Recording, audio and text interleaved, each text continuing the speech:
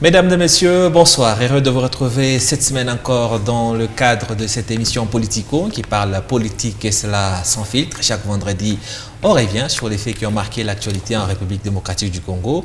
On va encore une fois de plus ce vendredi parler de ce dialogue. Chacune des parties invitées à ce dialogue pose ses conditions, y compris le gouvernement, représenté par le chef de l'État qui a cette semaine mis sur table ses conditions devant la représentation internationale, donc les ambassadeurs qu'il conviait pour les vœux de 2026. Au passage, l'opposition a eu aussi à réagir. On a noté la réaction d'ensemble de Moïse Katumbi, mais également de celui qui se réclame toujours de l'opposition, mais qui est incarcéré pour détournement de fonds publics, Constant Mutamba. On va vous donner aussi sa position par rapport à la convocation du dialogue. Au Lualaba, on décrit la gestion de la province. Madame Fifi Masuka a pointé du doigt le budget 2026 déjà validé par l'Assemblée provinciale sera analysé ce soir par notre invité et j'ai donc le plaisir de lui dire bonsoir, professeur Sylvain Kantolomba, notable du Lualaba. Bonne arrivée. Merci beaucoup, Monsieur Alain. C'est un grand plaisir de retrouver Politico, surtout que c'est la première fois en 2026. J'en profite pour vous dire meilleurs vœux et mes vœux également aux téléspectateurs de Mikuba. Merci aussi à vous pour avoir accepté notre invitation. À chaque fois qu'on a besoin d'analyses claires sur la situation du pays et de la province, on fait toujours appel à vous. Merci d'être aussi disponible. Merci. Ce dialogue politique que tout le monde attend, tout le monde dit être disposé à y participer, mais tout le monde impose ses conditions, le pouvoir, l'opposition armée, l'opposition politique, mais également la société civile. Tout le monde vient avec sa liste de conditions à remplir avant d'y participer. Est-ce que ce dialogue est-il encore une option possible en RDC? Merci beaucoup, M. Alain. Comme vous le savez, pour nous, les panafricanistes, le dialogue doit être permanent dans une société. Parce qu'il est inimaginable de penser une société sans problème. Mais pour ce qui est du cas particulier du débat autour du dialogue en République démocratique du Congo, il est de bon droit que chaque parti puisse revendiquer ses exigences. Et aujourd'hui, le dialogue se présente comme une recette indispensable.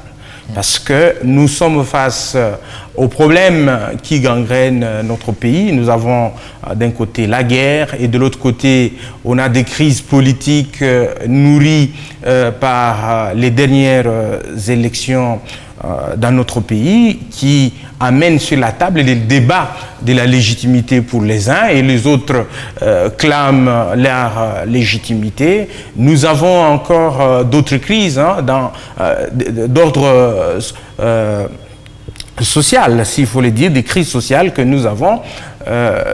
Quelle est la situation du Congolais? Il vit comment, ces Congolais, qui est au cœur d'une société considérée comme scandale géologique? Et vous le savez que les derniers rapports de la Banque mondiale nous met en première position. Ouais. Premier pays le plus pauvre du monde, donc vivant en deçà du seuil. Tout ça, ce sont des problèmes. Et face à ces problèmes, dialoguer devient un impératif qui se présente devant tout le monde, gouvernants ou opposants ou société civile. Et pour le cas particulier de notre pays, M. Alain, vous allez voir que lorsque le président de la République s'exprime, il le fait devant les ambassadeurs. Ouais. Or, dans le cheminement de la dynamique politique de notre pays ces dernières années, plus ce sont les organisations, les pays étrangers que nous côtoyons qui exigent les dialogues. Dans le processus de Doha, on vous dit qu'il faut dialoguer. Dans le processus de Washington, il faut dialoguer. Au niveau de l'Union africaine, ils parlent du dialogue. Et eux-mêmes, d'ailleurs, ils ont mis en place un pactel de médiateurs conduits par Faure, le Togolais, le président togolais. Et donc, lorsqu'il répond, ça veut dire, il dit, vous qui me demandez d'organiser les dialogues, voici mes conditions pour aboutir à ces dialogues-là. Ouais. On va analyser la réaction de des réactions de chacune des parties, le pouvoir, l'opposition militaire et l'opposition politique. Mais d'abord, restons sur la généralité. En entendant cette semaine à Doha, parce que vous avez cité Doha, Kinshasa et Goma, ou plutôt avec les rebelles, ils ont signé un autre accord permettant ainsi l'arrivée de la force internationale au niveau de Uvira. En même temps, à Kinshasa, Félix Tshisekedi lui impose des conditions telles que dialogue il y aura que sur le territoire national. Est-ce que vous trouvez cela contradictoire? Au fait, lorsque le président de la République parle, c'est un vœu pieux. Ce qui serait préférable, c'est d'avoir un dialogue entre Congolais au Congo. Mais ce n'est pas également un péché lorsqu'un dialogue se tient en dehors du pays. Parce que pour qu'il y ait un dialogue, il faut de préalable. C'est notamment la mise en confiance de toutes les parties prenantes. Ouais. La mise en confiance de tous les acteurs. Ça veut dire les lieux participent aussi dans ce processus-là de mettre en confiance les partenaires. Mais lorsque le partenaire ou les acteurs qui vont participer à ce dialogue ne se sentent pas en sécurité à Kinshasa, eh bien, ils ont le droit de dire « nous ne pouvons pas ». Et d'ailleurs, les conditions sociopolitiques actuelles ne peuvent pas encourager un opposant en exil de revenir à Kinshasa pour participer à un soi-disant dialogue. Donc, quand on entend Félix Tshisekedi dire que dialogue il y aura, mais ça doit se tenir sur le territoire national et ça doit être dirigé par les institutions légalement établies, est-ce une autre manière de dire « je ne veux pas du dialogue » ? Oui, je crois qu'il y a d'abord une contradiction qui transparaît. Parce que la République démocratique déjà est en dialogue. La République démocratique du Congo est déjà en dialogue. Comment ça? Le gouvernement congolais est en dialogue à Doha avec les M23. Le gouvernement congolais était en dialogue à Washington avec... Ça, ce n'est pas un dialogue entre Congolais, c'est un dialogue entre le gouvernement et les pantins du Rwanda. Non, je pense que... pas confondre les choses, en tout cas... C'est un jeu de mots. Le parti présidentiel a été très clair, le président lui-même, il a été très clair. En tout cas, le dialogue entre Congolais, il n'est pas en cours. Ce qui se passe à Doha, oui, c'est juste des pantins de Rwandais. Non, je crois qu'à un certain moment, il est important que le discours soit clair pour l'opinion. Nous lisons les textes, M. Alain. Lorsqu'ils signent leurs textes, ils disent les partis ont convenu. Vous ne trouverez nulle part où on vous dit les pantins et le gouvernement ont convenu. Tous les textes signés à Doha sont là. Nous les lisons. Et une fois de plus, pourquoi on n'a pas fait acter là-dedans on signe avec les pantins, mais on signe avec le mouvement M23. Pas même soutenu par le Rwanda, ce n'est pas dit. Le texte sont là.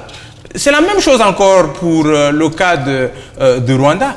La RDC n'a pas pu faire acter dans l'accord que le Rwanda est un pays agresseur. À Washington. À Washington, justement. Et là également, on dit que c'est un accord entre la RDC et le Rwanda. Et donc, nous sommes partis, où nous avons fait partir le Rwanda du pays agresseur au pays partenaire. Et donc, lorsque nous clamons une qualification, nous devons l'assumer jusqu'au bout. Et même dans le texte que nous signons avec ces gens-là. C'est de cette manière-là que nous serons cohérents dans notre manière de faire. Je disais qu'il y a une contradiction.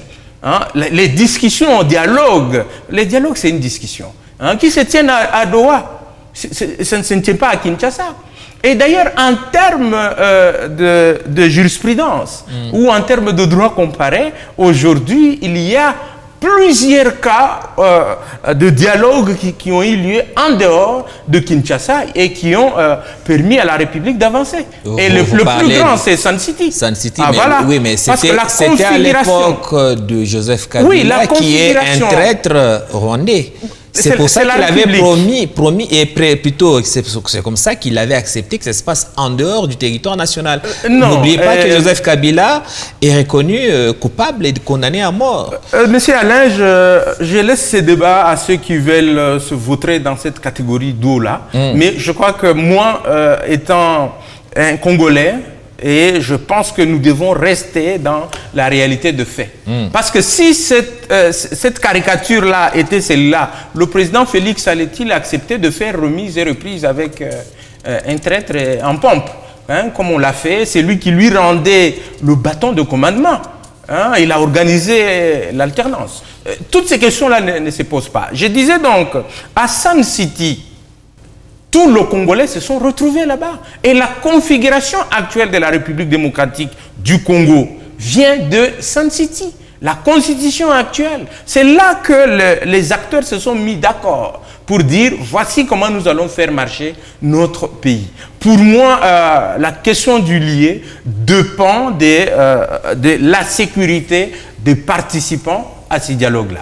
Et s'il trouve que les lieux qui le conviennent, c'est à l'extérieur, si les moyens sont là, il faut le faire. Mais si c'est à l'interne, il faut commencer par la décrispation de la situation politique. Exactement. Parce que même moi, tu ne peux pas m'inviter, je suis déjà à l'extérieur, vous me demandez de venir à un dialogue et j'apprends qu'on venait de ramasser un ancien président de l'Assemblée, détenu à un endroit gardé secret. Et quelqu'un va se retrouver encouragé d'aller à Kinshasa dans cette condition-là. Donc, en définitive, on retient quoi comme réponse à cette question? Est-ce que les conditions imposées par le président Tshisekedi, c'est un non déguisé?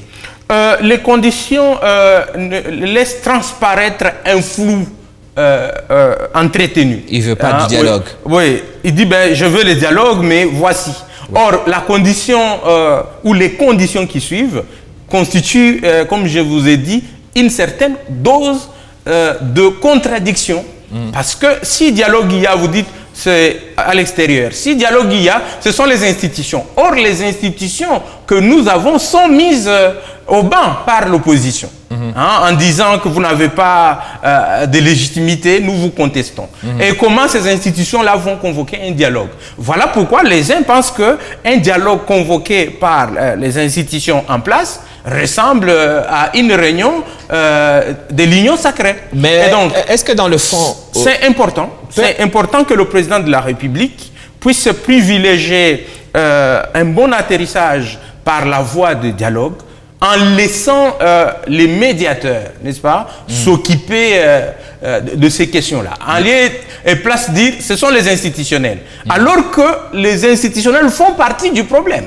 Ouais, comment est-ce que vous pensez qu'on va sortir de la crise si on part déjà en se disant qu'on ne va pas considérer les institutions en place, mais les résolutions de ce dialogue, qui va les mettre en pratique si ce n'est les institutions qui sont déjà en place, la justice, le gouvernement, le Parlement? Qui va exécuter les recommandations de ce fameux dialogue que tout le monde appelle? Oui, M. Alain, vous savez que lorsqu'il y a un dialogue, les partis se regardent d'égal à égal. Ça veut dire, chaque parti... Vous voulez dire que le gouvernement va se regarder d'égal à égal avec les rebelles mais c'est ça du le dialogue. M23? C'est ça le dialogue. Et c'est ce dialogue-là Parce que si le gouvernement était... prenez les textes signés par le gouvernement et le groupe M23. Okay. En tout cas, il le dit, les partis conviennent, les partis décident. Donc, ils sont au même niveau. Et c'est ça le problème justement du dialogue. Ce dialogue pouvait être évité si, par exemple, le gouvernement pouvait mettre en place une puissance de feu qui nous permet de neutraliser les groupes armés. Et vous voyez qu'il y a des problèmes à ce niveau-là. Si le gouvernement pouvait améliorer sa gouvernance pour qu'il n'y ait pas la danse de détournement décriée par tout le Congolais, si la justice, si les institutions pouvaient bien fonctionner, si le peuple congolais pouvait se retrouver dans cette gestion-là, je crois qu'il n'y aurait pas de problème. Maintenant qu'il y a un problème, nous devons tous avoir le courage de dire qu'il y a problème, nous sommes des Congolais, est-ce que nous ne pouvons pas nous asseoir, discuter de problèmes qui sont les nôtres, bien que vous soyez du régime et bien que vous soyez de l'opposition. Parce que le dialogue ne peut se tenir lorsqu'il y a des compromis. On doit se mettre d'accord, il y a des sacrifices qu'il faut faire. Le dialogue que j'évoquais tout à l'heure de Sun City, le gouvernement ne s'était pas targué du poids de dire c'est moi qui ai l'impérium. Non, vous avez vu, il a accepté, Kabila, je voulais dire, de diviser le règne avec 4 vice-présidents. Vous pensez qu'il le faisait de son propre gré? Je crois non. Mais à un certain moment, il faut savoir abandonner Hein, lorsque vous allez dans un dialogue, il faut savoir faire de concessions, faire des sacrifices. Mais au départ, d'abord pour le moment, c'est normal que chaque parti puisse avoir ses exigences. Et ce sera maintenant le travail de médiateurs qui vont mettre en réunion, collectionner les desiderata, le cahier des charges de chaque composante, ensuite passer maintenant dans les négociations, hein, pour dire est-ce qu'ici vous ne pouvez pas lâcher, ici vous ne pouvez pas faire ceci, pour que finalement ces dialogues puissent accoucher d'un consensus national, et ce consensus qui va nous permettre de parler finalement développement en lieu et place, de parler des crises dans notre pays. Est-ce que vous pensez que la sortie du président Tshisekedi devant les ambassadeurs a humilié ses homologues togolais et angolais, eux qui étaient impliqués, en tout cas qui ont fait évoluer les positions des uns et des autres ces dernières semaines sur la question du dialogue? En fait, ces positions-là mettent mal à l'aise les médiateurs. Hein, ce sont des positions qui mettent dans une mauvaise posture les médiateurs, qui peuvent également nourrir des doutes sur la volonté elle-même de vouloir tenir ces dialogues. Parce que partout, on réclame le dialogue. Luanda, hein, chez Lorenzo, vous êtes chez les Togolais, vous êtes à Doha, et même à Washington. Doha, Washington, et même l'Union européenne. Ouais. J'ai suivi même, je crois, récemment, hier, la commission des affaires étrangères du Sénat, qui est revenue sur la nécessité du dialogue.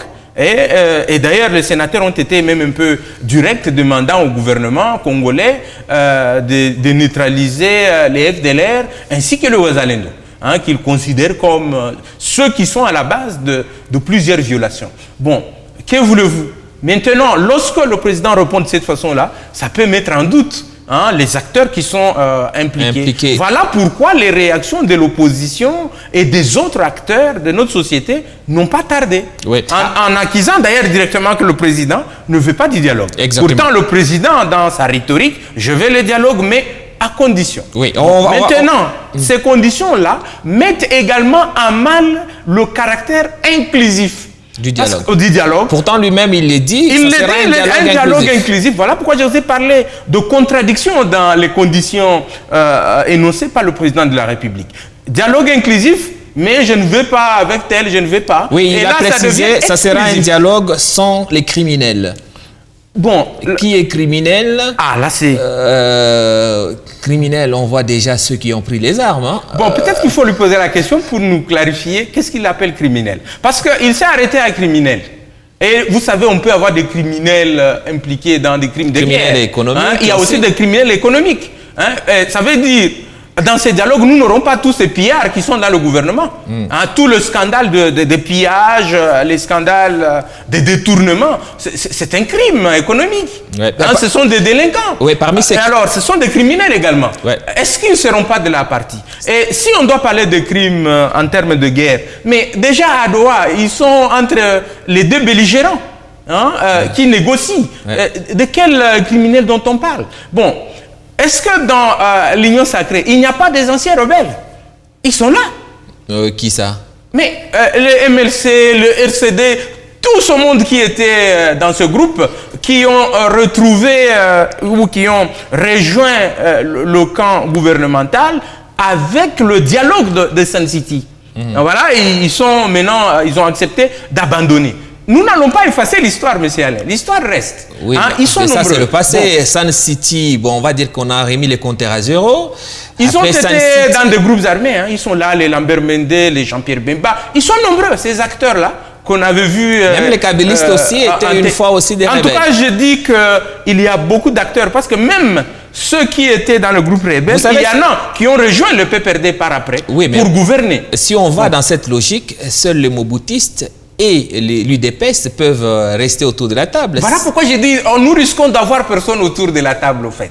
Okay. Oui, parce que lorsqu'on dit criminel, et quand nous revenons dans le passé, que ce soit les moboutistes, même l'UDPS, qui a soutenu certains groupes Oui, hein, sans jamais prendre les armes. Donc, il faudra qu'on précise. Lorsqu'on parle de criminels, pour moi, je me dis, d'abord, le dialogue, M. Alain, je le pense à 3 niveaux. Okay. Hein, pour que le dialogue puisse résoudre le problème, je le pense à 3 niveaux. Ça veut dire, on doit avoir un dialogue sur le plan sécuritaire qui inclut les groupes armés. Hein, qu'on se mette d'accord, qu'on dépose et puis que nous puissions regarder dans la même direction. Et un dialogue avec les politiques. Hein, ceux qui évoquent les élections chaotiques de 2023, ceux qui reprochent la gouvernance actuelle, ainsi de suite. Et les politiques discutent entre eux. En 3e position, moi je crois qu'il faut que le peuple aussi puisse être convié à travers les communautés. Les peuples, pourquoi? Parce qu'aujourd'hui nous avons un peuple qui n'a pas confiance dans sa classe politique. Comment ça, le peuple a décidé à plus de 73% de donner le pouvoir à Félix Tshisekedi et de lui donner une très large majorité au Parlement. Tout à fait. Vous allez encore consulter le peuple par quel moyen? Le peuple a déjà été consulté en 2023. Vous savez que le peuple consulté, entre guillemets, avec la majorité écrasante donnée a été précédé par le basculement d'une majorité parlementaire en pleine législature. C'est une page tournée. Non, c'est l'histoire de notre pays. Oui, mais l'élection de 2023, tout le monde devrait y participer. Non, j'y arrive, M. Alain. On a basculé la majorité en pleine législature. Ensuite, nous avons des élections. Et ces élections, nous connaissons tous comment les machines se sont promenées entre les mains des individus et comment les politiques se trouvaient avec des machines. La Cour constitutionnelle a même reconnu la décision invalidant certains candidats. Mais simplement, elle n'avait pas dit que les voies ou les corruptions ou la fraude avaient aussi atteint le résultat présidentiel. C'est toute la magie au fait à ce niveau-là. Oui. Comment expliquer? Moi, je suis un enseignant. Comment nous allons dire aux enfants qu'il y a eu fraude, les gens se sont promenés avec la machine, mais ça ne concernait que les résultats des députés et non le résultat présidentiel. D'autant plus que ce sont les élections couplées qui se font le même jour. Oui, sur un même bulletin. Vous voyez, ce sont des crises en fait. Ce sont des germes de crises que nous avons aujourd'hui. Et malheureusement, en droit, il y a un principe qui dit la fraude corrompt tout. Donc, la Cour constitutionnelle, si j'ai bien compris, une fois la CENI sanctionne des gens, reconnaît qu'il y a eu de fraude, devait annuler toutes les élections. Parce que c'était des élections couplées. Mais ce qui n'a pas été le cas. Donc c'est parmi les sources de problèmes que nous avons sur le plan politique, sur la question ou sur le débat des légitimités. Oui, donc si j'ai bien compris, le dialogue doit se dérouler à 3 niveaux. Le premier niveau avec les belligérants armés, deuxième niveau le politique. Vous allez venir contester l'élection de Félix Tshisekedi. Et troisième niveau, le peuple aura aussi droit à la parole. D'autant plus qu'on a une classe politique dans laquelle le peuple ne se retrouve pas. Oui, mais à partir de quel moment on va mettre dehors le Rwanda? Non, en fait, tous ces 3 niveaux-là, le Rwanda est concerné à quel niveau? Tout le monde est d'accord, y compris la communauté internationale, qu'il y a une présence militaire rwandaise en RDC. Quand est-ce que, au niveau de ces 3 dialogues, nous allons foutre, excusez-moi l'expression, le Rwanda dehors? Je crois que le foutre dehors, c'est une bonne expression. Je ne sais pas chez eux ici. C'est notre pays.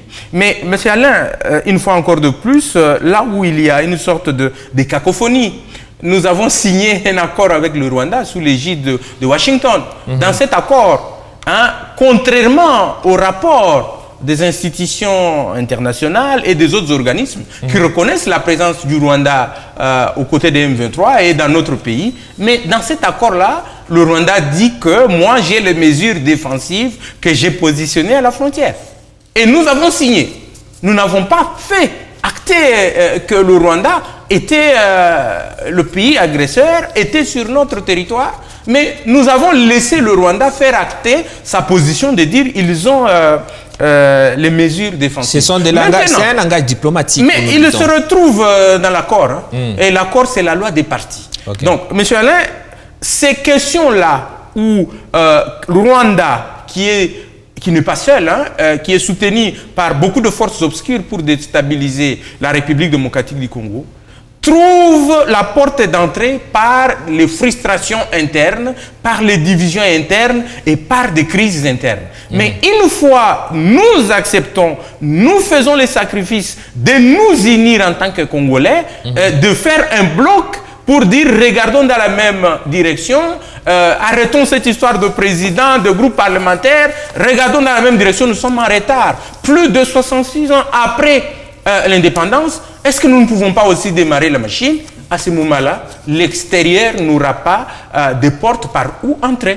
L'extérieur a la possibilité de nous envahir par toutes ces forces négatives autour de nous, parce que ça brille à l'intérieur, nous n'arrivons pas à mettre le Congolais dans la même direction. C'est ça la grande équation. Et moi, je crois, les Congolais sont capables de dire, regardons dans le miroir, est-ce que nous ne pouvons pas relever nos têtes pour être en accord, en cohérence avec notre hymne national et regarder dans la même direction, penser reconstruction du pays plus de 60 ans après notre indépendance. La cohésion nationale pour faire barrage face aux Rwandais. On a bien noté votre position, votre analyse, professeur. Il y a eu des réactions au discours du président de la République face aux ambassadeurs. La première, celle de l'ensemble de Moïse Katumbi. Ils sont catégoriques. C'est non. La proposition de Félix Tshisekedi ne passera pas. Il qualifie de simulacre la proposition du dialogue de Félix Tshisekedi. Ça ne doit pas se dérouler sous ces conditions, étant donné bien sûr que Katumbi lui-même, le président de ce parti, est en exil parce qu'il craint pour sa sécurité. Ses cadres ont été soit emprisonnés et l'un d'eux est décédé dans des circonstances que la justice a qualifiées de suicidaires. Est-ce que cette position de l'ensemble de Moïse Katumbi facilite le dialogue? Au fait, la position de Katumbi, c'est une réaction. Oui. Hein, et c'est une réaction à la position du président de la République s'adressant aux ambassadeurs. Oui. Bon, comme je vous ai dit, avant les dialogues, chaque parti confesse et caresse ses exigences. Et donc, il est normal que chaque parti puisse en avoir. Et il faudra qu'il y ait maintenant une troisième partie ou une institution qui va faire table rasa, n'est-ce pas, de tout le cahier de charges. C'est ça le rôle de la médiation. Ouais. Donc, pour moi, les uns et les autres, que ce soit le gouvernement, que ce soit l'opposition via Moïse Katumbi ou via Sauvons la RDC, ainsi que d'autres plateformes, ils ont droit d'exhiber leurs cartes. Mais quel médiateur est capable de mettre tout le monde autour de la table, étant donné que pour Kinshasa, Kinshasa semble prêt à accepter la médiation de tous les chefs d'État du monde entier, sauf de la SENCO. Alors que toutes les autres parties ouais. au conflit semblent, elles, prêtes à accepter la médiation des Congolais, notamment des SENCO et de l'SCC. Comment on va arriver à régler cette équation? Et ce qui est encore bizarre, c'est que lui, Félix Tshisekedi, qui accepte la médiation du monde extérieur, n'est pas pour un dialogue à l'extérieur du pays. Et ceux qui acceptent la médiation des Congolais ne sont pas pour un dialogue au Congo. Mais vous avez peint un tableau très excellent de la contradiction entre les partis. Ouais. Ouais. Monsieur Alain, comme vous le dites, les autres sont dans la logique de dire c'est un dialogue congolo-congolais. À ce moment-là, nous avons des gens capables d'officier ou d'offrir les bons offices pour parler.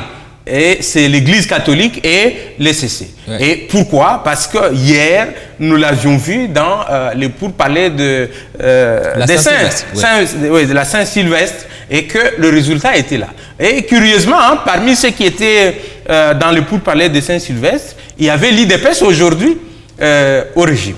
Bon, aux affaires.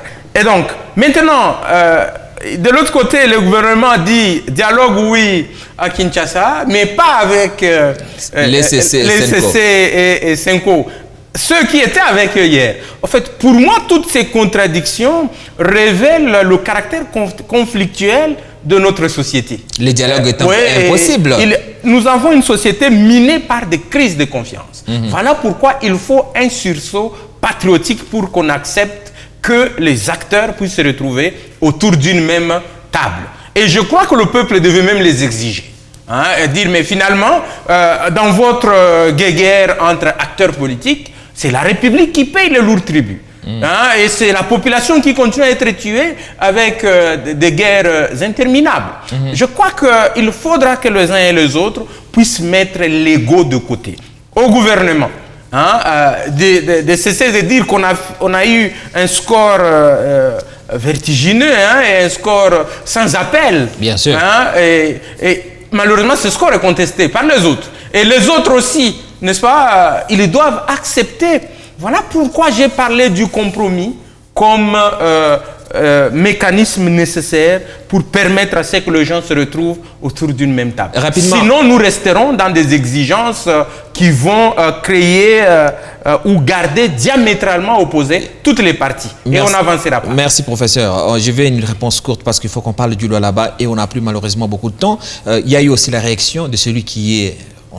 On ne sait pas de manière officielle incarcéré ou pas, mais en tout cas, il n'est pas en liberté. Constant Moutamba, qui est condamné pour détournement de biens publics, il se qualifie toujours comme leader de l'opposition républicaine. Et de là où il est incarcéré, il pose aussi ses conditions. Il demande notamment, comme vous l'avez dit tout à l'heure, hein, la décrispation, notamment avec la libération des leaders d'opinion et des opposants qui sont incarcérés et victime d'une justice inique. Est-ce que vous pensez qu'il faut qu'on l'écoute lui aussi? On parlait tout à l'heure des criminels. Est-ce qu'il est sur la liste des criminels que désigne Félix Tshisekedi, ou il a aussi droit à la parole et droit de participer à ce fameux dialogue? Dès lors que le président de la République n'a pas adjoint un adjectif au mot ou au nom criminel, je crois que les Congolais sont libres d'ajouter autant. Donc voilà pourquoi je vous ai dit qu'il ne l'est pas finalement. Bon, c'est un Congolais, il a le droit de s'exprimer, mais c'est un condamné aussi. Ouais. Hein, qui purge, je ne sais pas où sa peine, parce que moi, je n'ai pas l'information de là. De manière légale, il n'est pas censé être en prison parce qu'il est condamné aux travaux forcés. Bon, il les exécute où? Bon, toutes les questions sont là. Okay. Bon, je suis quand même heureux qu'il ait parlé d'une justice inique, parce que lui-même, avant de se retrouver là, il était ministre de la Justice et garde des Sceaux. Et bon, la justice déjà qualifiée de malade par le président de la République. Bon, tout le monde a droit à la parole et tout le monde peut s'exprimer, d'autant plus que le Congo, c'est un patrimoine commun. Demander la libération donc de ce qu'il appelle des condamnés injustes, dont lui... Est-ce que vous... En d'autres termes, c'est dire libérez-moi aussi pour que je participe au dialogue. Oui, c'est un appel de pied. Oui, est-ce que c'est logique? Est-ce que ça doit être analysé au moins?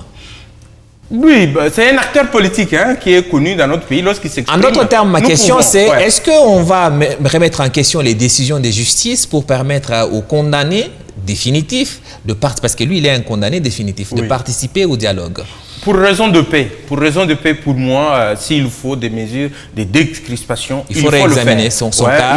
Si on réexamine son cas, il faut réexaminer le cas de Kabila, de Corneille Nangaa, qui sont tous des condamnés. Oui, tous les cas emblématiques dont les procédures ont été biaisées, reprochées, parce que quand vous suivez Matata, et donc il y avait absence de la justice. Donc toutes ces questions-là, il faudra effectivement que l'on fasse un effort pour dire, bon, est-ce que nous ne pouvons pas remettre le compteur à zéro?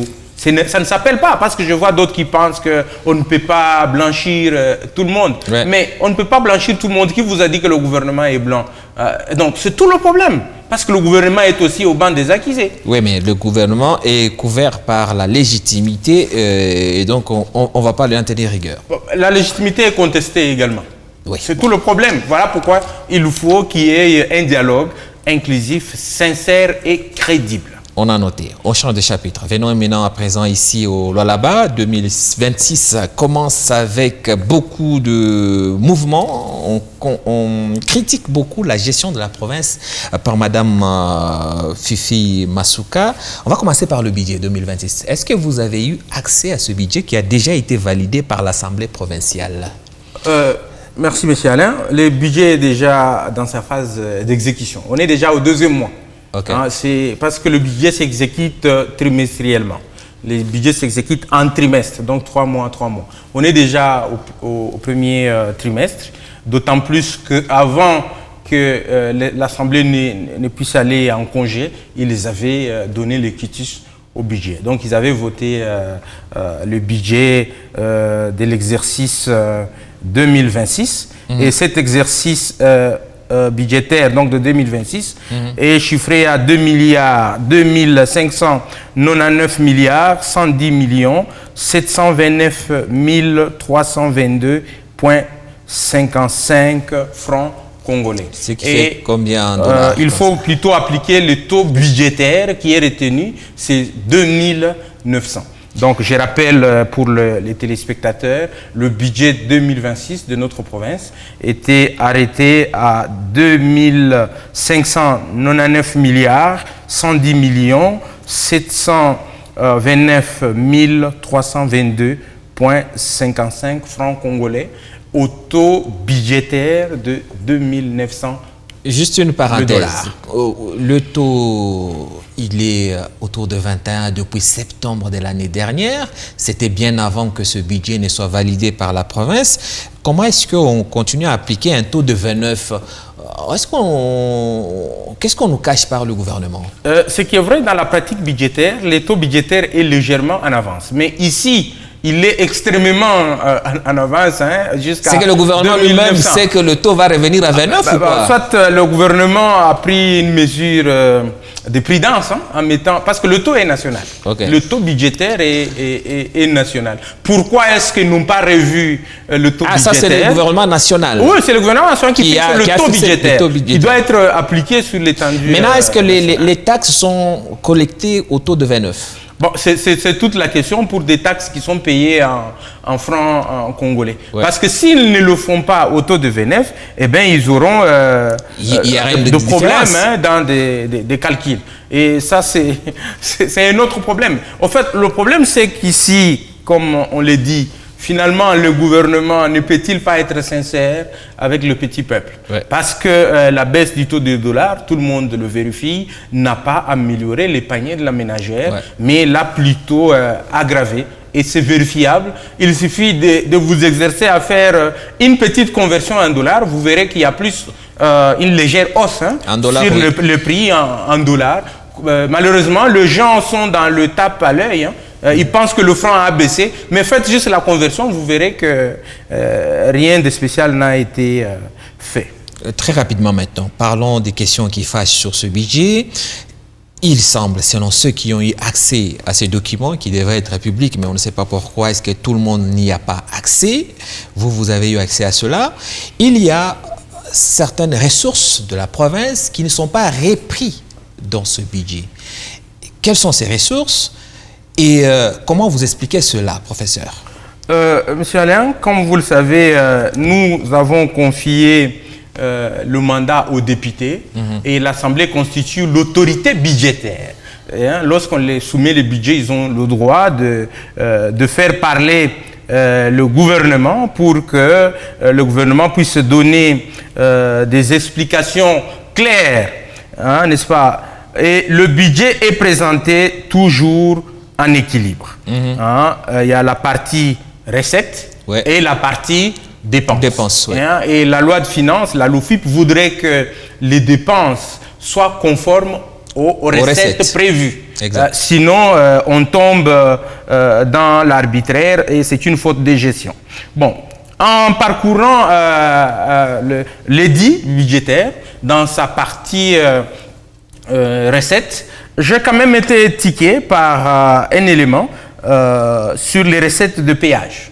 Vous savez que le Lualaba... les péages, oui, ça fait débat ces derniers temps. Tout à fait. En dehors de la redevance minière, les Lualaba misent aussi sur les péages pour engranger des ressources, pour construire la province. Mais quand je prends, n'est-ce pas, la feuille de déploiement réservée aux péages sur les ponts et routes d'intérêt provincial, je remarque là-bas qu'il y a Sopeco, la part de Sopeco, donc nous recevons une part. Sopeco, c'est la société qui gère la RN39. Qui gère le péage sur la RN39. Oui, justement. Sopeco gère la RN39 avec ses péages. Voilà. Et là, il y a une part... Société de péage du Congo. Voilà. Il y a les recettes qui seront allouées à la province, représentent 2,5%. soit 170 000 $ le mois. 170 000 $ le mois seulement? Oui. Pour tout ce que les camions qui passent payent par jour, le total prévu le mois, c'est juste 170 000. Oui, pour le pourcentage qui reviendra à la province du Lualaba, c'est 170 000 $ le mois. C'est insignifiant. Et pour... il y a aussi la quote-part du Lualaba dans la concession Sopel. Ok. Oui, Sopel. Sopel, c'est la société de péage du Lualaba. Comme vous le savez, la société de péage du Lualaba a été créée à la suite de la création de la route bypass. Parce que le gouverneur avait pris un arrêté créant la route bypass, n'est-ce pas, qu'on appelle route contournement. Vous parlez du gouverneur Mouyej. Oui, justement, le gouvernement Mouyej à l'époque. On dit que c'est lui qui a créé cette société et qui l'avait mis en son nom. Alors, c'est une société qui récolte les péages pour l'État, mais c'est une société privée avec le nom de Mouyej dedans. Non, je crois que les documents existent. La province crée d'abord par arrêté la route, c'est ce que prévoit la législation.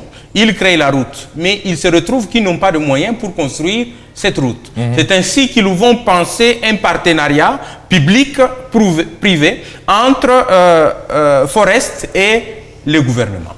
Et dans ces partenariats, il fallait trouver le mode de financement des travaux. Et c'est le BOT qui sera privilégié. Building, Operating and Transfer. Ça veut dire on demande à un partenaire de construire une route, de commencer à l'utiliser pour récupérer son investissement, éventuellement un peu de bénéfice.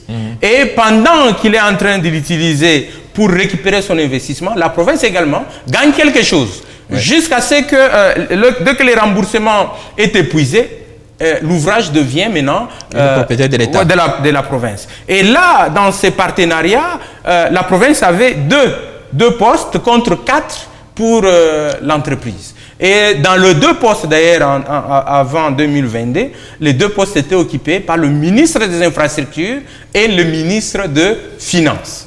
Parce que le ministre des Infrastructures, à l'époque, le ministère était entre les mains du notable Norbert Mbangu Mwangal, n'est-ce pas? C'est lui qui représentait la province comme ministre des Infrastructures, parce qu'en tant que ministre des Infrastructures, c'est lui qui devait suivre la qualité de route, est-ce que la route se dégrade, ainsi de suite. Et le ministre de Finances, qui est le même encore jusque-là, M. Mteteke, qui devait s'occuper des questions financières. C'est de cette manière-là que la société a été créée.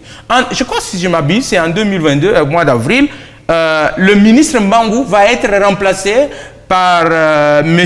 Geoffrey Masuka Saini. Alors, à son temps-là, il était DIRCAB au ministère du budget. Ok. Ouais. Donc, le ministre des Infrastructures qui était présent est sorti.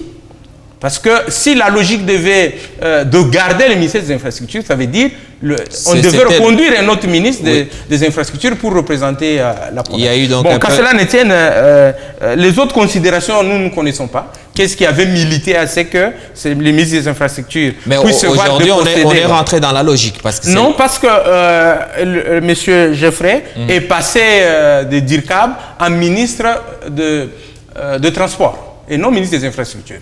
Ok, mais bon, quand même, donc, les statuts de la structure, ça a été bougé un peu. Depuis 2022, il est en train de représenter la province du Lualaba et chemin faisant, il est devenu ministre. Bon, à ce niveau-là, les recettes attendues sur cette route, en attendant que l'entrepreneur ou le partenaire puisse épuiser ou récupérer son investissement, les recettes sont de 5%.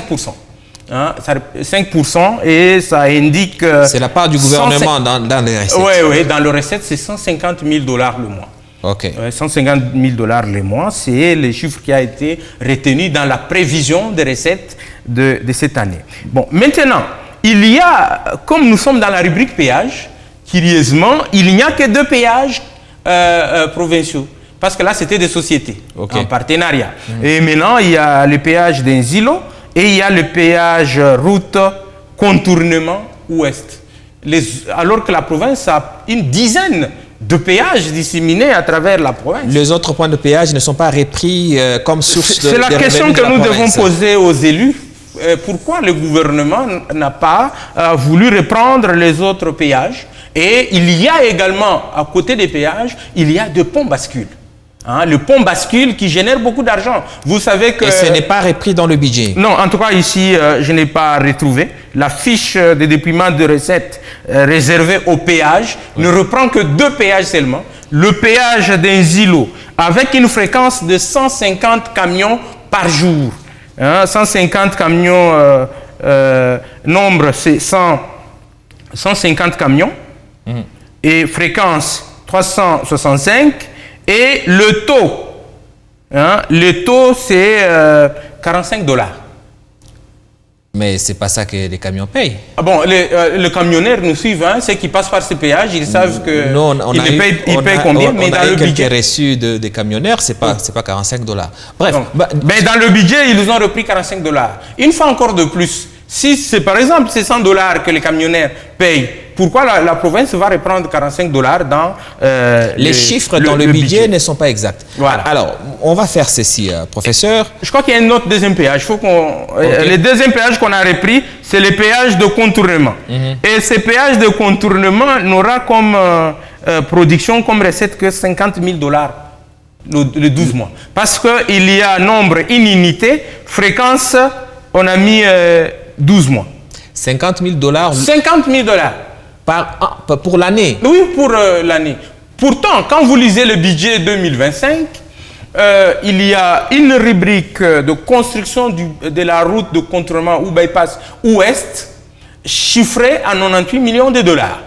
Alors moi, je me pose la question, pouvons-nous construire une route de 98 millions de $, pour que cette route puisse nous générer 50 000 $ là?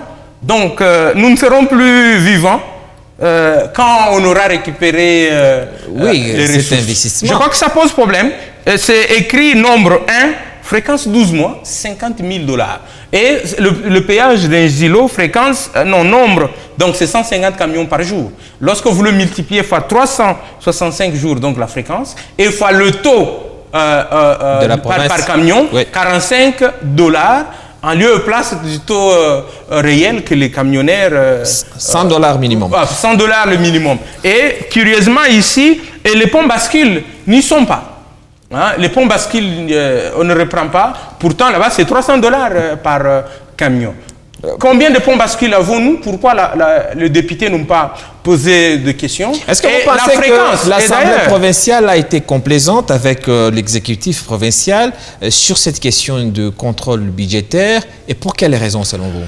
Je crois que l'Assemblée provinciale, une fois de plus, inquiète les électeurs que nous sommes. Dans sa manière de traiter les grandes questions qui engagent la survie de la province du Lualaba. Parce que cette question-là devait préoccuper tous les députés, y compris ceux qui sont de la famille au pouvoir. Je crois qu'il y a des questions avec lesquelles on ne doit pas badiner. Parce que les recettes, selon la LOFIP, toutes les recettes doivent être reprises dans la loi de finances, qui est l'édit provincial ici, le budget. Toutes les recettes doivent se retrouver dedans. Parce que lorsqu'une recette ne se retrouve pas reprise dans le budget, ça veut dire qu'elle échappe au contrôle et elle va dans des voies informelles et dangereuses. C'est ça le problème.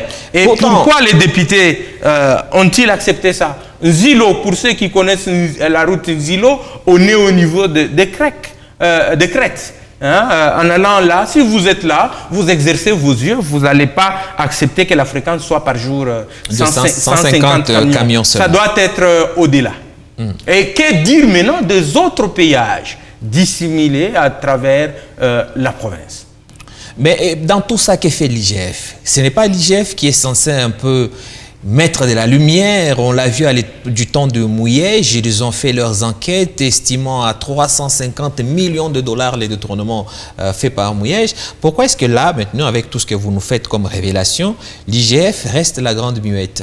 Au fait, le silence ici risque de rendre l'inspection aussi coupable, comme les députés sont coupables. Parce que les députés font le contrôle parlementaire et en tant qu'autorité budgétaire, c'est eux en premier lieu. Parce que l'IGF vient après avec un contrôle administratif. où il contrôle comment vous avez reçu les recettes et comment vous les avez affectées. Mais le plus grand problème, c'est le départ. Pourquoi les élus ont-ils ont choisi de se taire sur cette question-là? Est-ce qu'ils n'ont pas le temps? Pourtant, ils sont traités correctement. Ou on se poserait également la question, est-ce que c'est dans la logique des rénonciations de leurs prérogatives, ouais, comme ils l'ont fait avec la résolution dans laquelle ils renonçaient. C'était une recommandation nationale. Il faut pas combien de provinces ont voté cette résolution? Non, mais la province du Lualaba, c'est une province qui respecte les instructions du chef de l'État. La Constitution exonère tout Congolais d'un ordre mal donné. Du moment où c'est un ordre qui viole la Constitution, les députés ne peuvent pas l'exécuter. Ben oui. Ils sont exonérés. Parce qu'il n'existe aucune instruction. Et d'ailleurs, vous allez voir, le ministre de l'Intérieur, le VPM, est un juriste. Il n'y a aucune instruction écrite. Et ils ne peuvent pas signer une instruction leur demandant de surseoir aux prérogatives constitutionnelles. Ça sera très grave, c'est violer délibérément la Constitution. Professeur, donc, vous le savez très bien que les instructions ont été données de manière officielle dans une réunion officielle qui n'était pas une réunion politique, et nos députés provinciaux qui ne veulent pas se soustraire des injonctions des autorités nationales ont tout simplement exécuté cela. S'il y a quelqu'un à blâmer, c'est évidemment le ministre national de l'Intérieur qui transmettait les ordres du président de la République. Faut-il mettre l'Assemblée... Qui est le garant du bon fonctionnement de l'institution. Je crois qu'il faut mettre les députés provinciaux du Lualaba sur la liste des députés les plus dociles, capables d'exécuter une instruction qui viole la Constitution. Parce que sur le 26 provinces, est-ce que, M. Alain, vous êtes un grand journaliste, êtes-vous au courant qu'il y a d'autres assemblées qui ont voté? Je crois qu'il n'y en a que 2. Oui, mais et d'ailleurs, j'ai lu la résolution, je crois, de Kouilou, si je ne m'abuse. Il s'est bien dit que c'est temporaire. Mais ici, chez nous, j'ai lu la résolution, j'ai eu froid aux yeux. Mais l'honnêteté voudrait également, lorsque vous acceptez de renoncer aux prérogatives constitutionnelles et institutionnelles, qu'il y ait des conséquences sur le salaire. Parce que vous êtes payé sur base du travail que vous exécutez. Et le constituant congolais a prévu pour les députés provinciaux la mission de légiférer à travers des édits, la mission de contrôler, et le contrôle peut aboutir aux sanctions. C'est ce qu'on appelle le moyen de sanction. Parce que dans les contrôles, ils ont le moyen d'information. Oui, il y en a, je crois, 5. Et il y a le moyen de sanction par la mise en cause de la responsabilité du gouvernement à travers les motions. Oui, mais l'Assemblée provinciale n'a pas renoncé au contrôle. D'ailleurs, après cette fameuse résolution, ils ont quand même convoqué les ministres de l'Intérieur. Ils ont renoncé au mécanisme de sanction, pas au mécanisme de contrôle. Voilà. Oui. Voilà. Bon, maintenant, comment vous allez contrôler lorsqu'il y a un problème, vous dites nous ne sanctionnons pas? À quoi vaut votre contrôle? Parfois, il faut conseiller. Vous savez, cette province est l'une des rares provinces stables de la République. Il faut quand même saluer cela. Les députés ont quand même la sagesse d'arriver à résoudre des questions difficiles par le dialogue. C'est vous-même qui vantiez ici tout à l'heure les bienfaits, les bénéfices du dialogue en Afrique. Au Lualaba, c'est une valeur qu'on met en avant. Si on arrive par le dialogue, par des conseils, à régler des problèmes, vous voudriez qu'on puisse vivre comme dans l'espace Grand Kassai où les gouverneurs sautent chaque année? Monsieur Alain, les députés ont eu la confiance du peuple. Mais du moment où vous renoncez à vos obligations constitutionnelles, vous avez trahi le peuple. Et donc, il n'y a pas eu de dialogue. Ils ont laissé un gros couloir, un boulevard au gouvernement provincial qui aujourd'hui peut faire ce qu'ils veulent. Il n'y a aucune sanction qui viendra de l'Assemblée. Parce que je viens de vous donner les cas ici.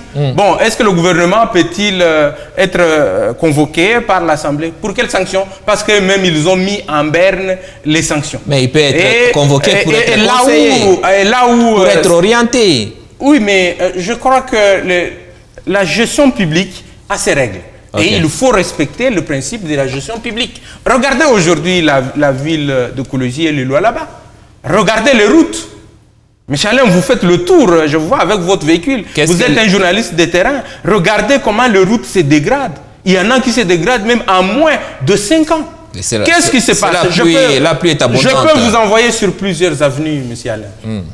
Vous allez ici sur l'avenue industrielle. regardez ces images, on dirait qu'on est sur la route d'Ilolo. Prenez l'avenue Mpolo à la Cité, prenez Mangui, et même au croisement Mangui et Ikuku, en face pratiquement du mall, vers Mwangeji. Allez voir dans quelles conditions ces routes sont. Allez dans le quartier latin, à côté du gouvernorat, la route Isaïnga. On manque même des dalles pour permettre aux véhicules de passer. Et quand vous allez sur les grandes artères, regardez le béton là, les séparateurs. Bon, un véhicule qui rentre dedans, et les séparateurs restent dans cette position-là, qui gère.